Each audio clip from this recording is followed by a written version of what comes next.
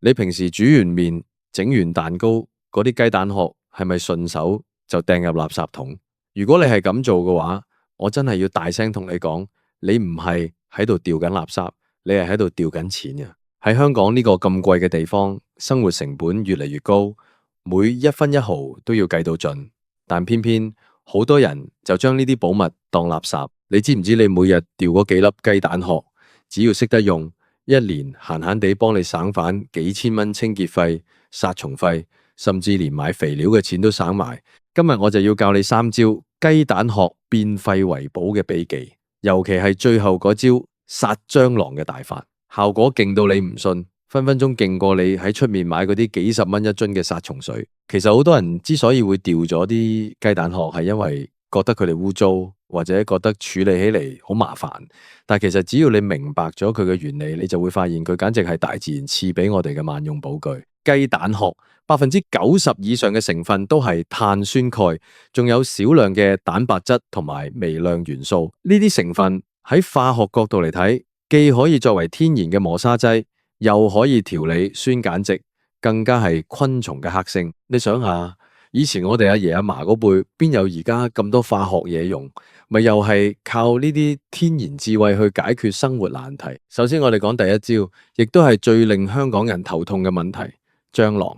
香港天氣潮濕，尤其係喺啲舊樓或者廚房，蟑螂真係點殺都殺唔完。出面啲殺蟲水浸味又刺鼻，屋企如果有細路或者寵物，真係唔敢亂噴。但係雞蛋殼就唔同啦，佢係一種物理性嘅武器，你要先準備3到5個雞蛋殼，記住一定要洗乾淨入面嗰層薄膜，因為嗰層膜如果唔洗乾淨，放耐咗會發臭，反而會引嚟更多蟲。洗乾淨之後，你可以用白鑊烘乾，或者擺喺陽光下曬到佢脆。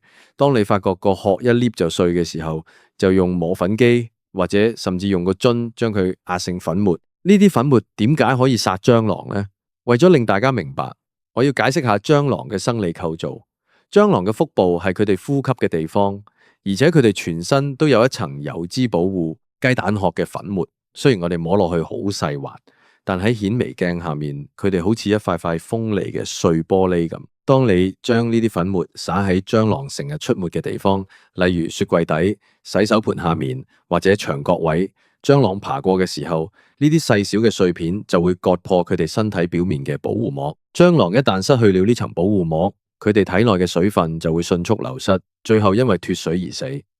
你可以將雞蛋殼粉末混合少少砂糖，因為砂糖可以引誘佢哋過嚟。呢個方法唔單止對蟑螂有效，對蟻同埋跳蚤都有一定嘅殺傷力。最緊要係乜？係佢完全冇毒啊！就算你屋企隻貓或者隻狗唔小心掂到，都完全唔使擔心。講完殺蟲，我哋再講下第2招。呢招係幫你省下大筆清潔費嘅妙法。大家平時清洗嗰啲深頸樽、保溫杯或者果汁機嘅時候，係咪覺得個底部好難刷到？就算買咗嗰啲長柄刷，有啲屎角位都係洗唔乾淨。呢個時候，你只需要將碎雞蛋殼放入去，加少少清水同埋1滴洗潔精，然後用力搖晃1到2分鐘，你會驚訝地發現雞蛋殼喺樽入面撞擊，就好似無數個微型刷頭咁，將啲茶漬、咖啡漬甚至係水垢全部撞晒落嚟。除咗洗樽，雞蛋殼仲可以幫你處理廚房最難搞嘅燒焦不鏽鋼鑊。如果你個鑊底淤咗，千祈唔好用鋼絲刷去死明刷，咁樣會破壞不鏽鋼嘅保護層，令個鑊越嚟越容易黐底。你可以將雞蛋殼碎混入少少洗潔精，直接喺沖咗嘅地方打圈摩擦。雞蛋殼嘅硬度啱啱好，可以磨走燒焦嘅殘留物，但又唔會傷到金屬表面。用呢個方法，你連嗰啲專門洗不鏽鋼嘅清潔膏錢都省埋。我計個數，出面一支好啲嘅不鏽鋼清潔粉要成幾十蚊，而家你每日煮飯都有嘅雞蛋殼就已經可以做到同樣嘅效果。一年落嚟真係省唔少。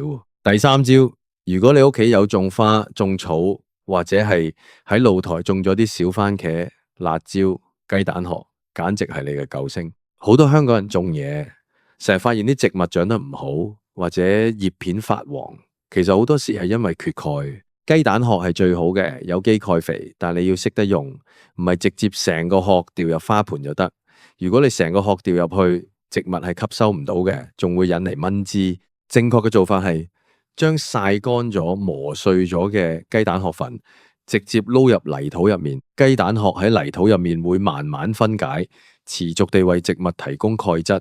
特別係種番茄嘅朋友，如果你發現番茄底部開始變黑腐爛，嗰個就係典型嘅缺鈣病，專業術語叫慈腐病。只要你平時加咗雞蛋殼粉落去，呢個問題基本上唔會發生。另外，如果你屋企種嘅係啲多肉植物或者係嬌貴嘅蘭花，你仲可以做一種雞蛋殼水。做法好簡單，用熱水沖泡雞蛋殼粉，放一晚，等啲營養融入水入面。第二日用呢啲水嚟淋花，你會發現啲花開得更加燦爛，葉片更加翠綠。除咗呢三招大招之外，雞蛋殼仲有好多細微嘅用途。譬如你平時沖咖啡，如果你覺得隻豆太苦或者酸味太重，你可以喺磨咖啡粉嘅時候加入極少量嘅洗淨雞蛋殼粉。因碳酸鈣係鹼性，佢可以中和咖啡豆入面嘅酸性，令到沖出嚟嘅咖啡口感更加圓潤。呢個唔係我亂講，呢個係外國好多咖啡發燒友都會用嘅小技巧。仲有呀，如果你平時有食開蛋嘅習慣，你應該會發現，我哋去超市買一打蛋，閒閒地都要20-30蚊。如果你屋企一個星期食一打，一年就係52打，即係過千隻蛋。你想象下呢1000隻蛋嘅殼，如果你全部當垃圾掉咗，你其實係掉緊一堆高品質嘅清潔劑、殺蟲劑同埋肥料。喺香港，垃圾徵費計劃雖然講咗好耐，但無論點樣，減少家居廢物始終係大趨勢。你將呢啲雞蛋殼變廢為寶，唔單止係幫自己荷包省錢，仲係幫緊個地球減少負擔。我仲想同大家分享一個小經驗。我有個朋友以前屋企廚房長期有蟑螂問題，佢試過買幾百蚊一盒嘅蟑螂藥，效果係有，但過一陣又翻嚟。後來我教佢用雞蛋殼粉加砂糖呢招，佢喺廚房啲暗角位灑咗一輪。佢話最初幾日好似冇乜分別，但過咗1個星期之後，佢發覺見到蟑螂嘅次數真係少咗好多，而且仲見到啲蟑螂屍體係乾巴巴嘅。佢而家已經養成咗習慣，每次整完嘢食，啲雞蛋殼一定會留低處理。佢話呢個習慣令佢1年省返嘅殺蟲水錢都夠佢去食幾餐好嘢。大家喺處理雞蛋殼嘅時候，有一點一定要記住，就係衛生，因為生雞蛋殼上面可能會有沙門氏菌。所以喺你將佢哋變成清潔工具或者殺蟲粉之前，一定要經過徹底嘅清洗同埋加熱處理。你可以用滾水燙一下，或者放入微波爐叮30秒，又或者放入焗爐用100度左右烘10分鐘。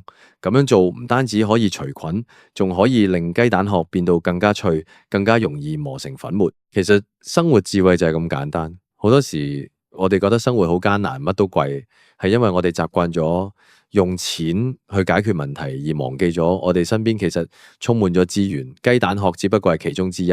你想下，你每個月去買洗潔精、買噴霧、買花肥，呢啲錢加埋真係唔少。如果你能將生活入面呢啲所謂嘅垃圾重新定義，你會發現你嘅生活質量唔單止冇下降，反而因為呢啲天然嘅方法而變得更加健康。講到呢度，可能有人會問：我屋企好細啊，邊有地方處理呢啲嘢？其實你只需要一個細細嘅玻璃樽，平時將洗淨晒乾嘅蛋殼放入去，積埋幾個一次過磨粉就得。磨好嘅粉可以用好耐，每次只需要用少少。呢種做法唔單止唔佔空間，反而會令你屋企嘅儲物櫃少咗好多化學樽樽罐罐，空間感仲大咗。我希望大家聽完今日呢篇分享之後，下次當你手上攞住個雞蛋殼嘅時候，唔好再直覺咁將佢掉入垃圾桶，停一停，諗一諗，呢個係咪可以幫你省錢嘅寶物？呢個係咪可以幫你解決蟑螂問題嘅良藥？我哋生活喺香港呢個咁快節奏嘅城市，有時真係要慢落嚟，觀察下身邊嘅小事物，你會發現變廢為寶唔單止係一種環保行為，更係一種對生活熱愛嘅表現。記住，生活唔係要追求最貴嘅嘢，而係要追求最有智慧嘅生活方式。如果你覺得今日呢啲資訊幫到你，或者你仲有其他雞蛋殼嘅妙用，一定要試下。每一粒雞蛋殼都有佢嘅價值。正如我哋每個人嘅生活一樣，只要肯花心思，平凡嘅嘢都可以變得好精彩。由今日開始，一齊做個精明嘅香港人，將啲雞蛋殼留低，睇下呢啲廢物點樣幫你省返幾千蚊清潔費，幫你打造一個更加乾淨、更加健康嘅家。呢啲方法雖然睇落好傳統，但其實科學根據非常充足。好似我頭先講嘅物理殺蟲，呢個方法喺農業上其實已經應用咗好耐。至於清潔功能，碳酸鈣嘅微磨砂作用係好多高級去污粉嘅核心成分，所以你唔係喺度用緊偏方，你係喺度用緊最自然、最直接嘅科學。好多時候最有效嘅解決方案，往往係最簡單嘅。最後，我想再叮囑一下。雖然雞蛋殼殺蟑螂好勁，但如果屋企蟑螂問題真係非常嚴重，建議你先做一次大掃除，斷絕佢哋嘅食物來源，再配合雞蛋殼粉末嚟做長效嘅防護，咁樣雙管齊下，先可以真正做到斷絕蟲患。希望大家都可以擁有一個無蟲、乾淨又省錢嘅舒適家居。你今日食咗蛋未？如果食咗，記得留返個殼啊！或者你可以再諗下，除咗雞蛋殼，你生活入面仲有冇其他嘢係可以咁樣利用？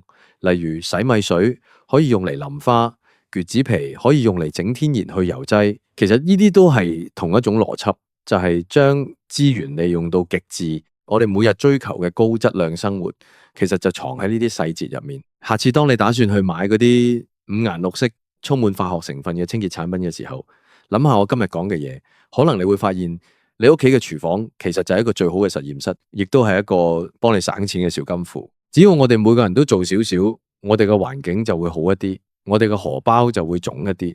呢種雙贏嘅事，何樂而不為呢？希望大家都能夠從呢3招開始，開啟你嘅綠色智慧生活。呢啲技巧唔係咩高深嘅學問，只需要你少少嘅耐心同埋動手嘅樂趣。